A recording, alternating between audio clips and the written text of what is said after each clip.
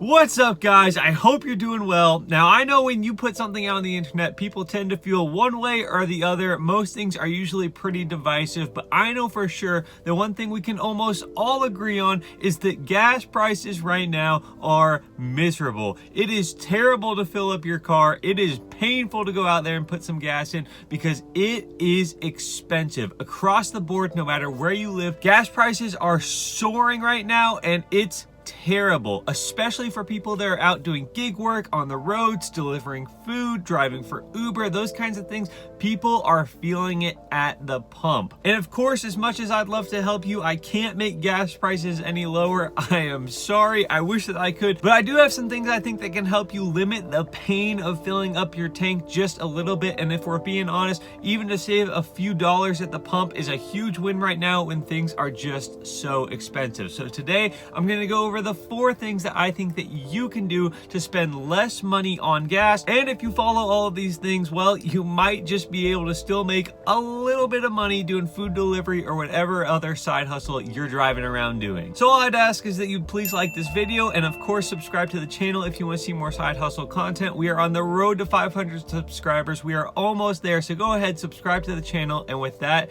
let's dive straight into this thing. Okay, so the number one thing that I think that you can do to hopefully spend a little less money on gas is to fill up more often. And this is something that I was really bad about not that long ago. I don't know why, but I'm that person that would always let my mileage range go down to 10 or 5 miles before I filled up. I don't know if it was the thrill of the thing that just really got me excited about it, but I would always wait until my gas was absolutely empty to fill up my tank. And here's the problem with that right now. When you get into those kinds of situations, obviously you know where the less expensive and the more expensive gas is in town, and if you just so happen to get caught over in the more expensive side of town when you need to fill up, well, there's not a lot you can do except for put a couple dollars of the more expensive gas in and then have to drive over to the other side to get the less expensive gas.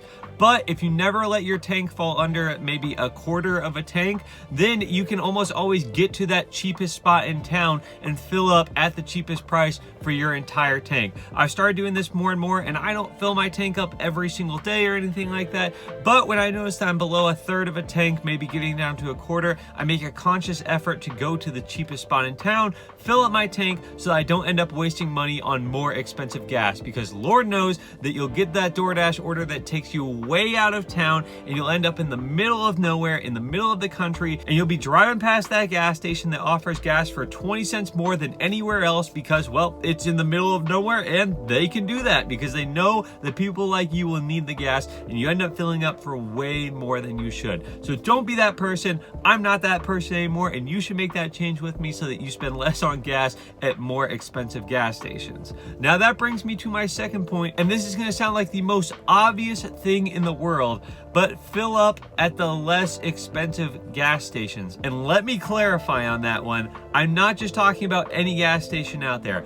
Be looking in your market at things like Costco and Sam's Club. If you don't have memberships to these places, you might want to consider getting one, because typically these places, at least in my area, sell gas for 15 to 30 cents less expensive than the surrounding gas stations. Right now, gas in my area is hovering around $3.75 at most gas stations, and Costco is selling it for $3.52. I just went and filled up. $3.52 is what I paid, which is still miserable, and I cannot believe I'm praising $3.52 for gas, but it is what it is, and it is a lot less expensive. Now, obviously, if you're not familiar with the companies, you do have to pay for a Costco or Sam's Club membership, but I do believe that right now, with gas prices the way that they are, you're definitely going to get back that money pretty quickly by just filling up exclusively at these places as opposed to going to regular gas stations that are charging 20 to 30 cents more. Now, that brings me to my third point, and it's not something that I'm super thrilled to say, but I think everyone needs to be a little introspective here, think about their situation, and maybe consider doing a little bit less driving. That's right, I know that we're out here side hustling, trying to make our money, But right now, when gas prices are just so dang high, it may not be as worth it for you to be out on the road all the time. Now, I'm not telling you to stop driving completely. If you're doing Uber or DoorDash or Grubhub or whatever you like to do, that's fine, and you should continue doing that. But you might want to be a little bit smarter about when you do it. Maybe hone in a little bit more on those specific lunch and dinner rushes, making sure that you're making the most money for your hourly rate. You don't want to be out driving around not making a great rate, because at the end of the day, these gas prices are cutting into our rates a lot. We are making less money for doing the same job when gas prices are up. That's just how it is. As independent contractors, gas is an expense for our business, and when gas prices are higher, we have higher expenses, but we're not making any more money. So you might want to consider driving a little bit less, focusing in on those lunch and dinner rushes, and not driving around during the in-between times when, yes, you could be making some money, but that money might not be worth it because you aren't making enough money per hour to offset how much you're paying in gas. And that brings me to my final point. It's something you guys should already be doing, but I want to make sure that I get this in here, and that is to track your mileage. If you guys somehow aren't already familiar, there is a tax deduction available to you based on the mileage that you drive for business purposes, and driving for DoorDash is considered a business purpose of 58.5 cents for every single mile that you drive. So for every single mile you drive, it's as if you made 58.5 cents less in the eyes of the government for tax purposes. You need to make sure that you're tracking this, because obviously when you go to file your taxes, you're going to need the proof that you drove the miles, but you can do this through a number of apps that are offered, as well as just doing a handwritten book. Just make sure that your records are very clear. You know exactly how much you drove on any given day, and when you go to deduct your mileage, you'll just be able to do a standard 58.5 cents for every single one of those miles, and that's going to bring your tax bill down quite a bit. Now, obviously, it doesn't help that gas prices are this high, because whether they were high or low, we would still get that 58.5 cents. That is just the reality of it. Like I said, you are paying more to do the same job without getting paid more. It's unfortunate. It is what it is.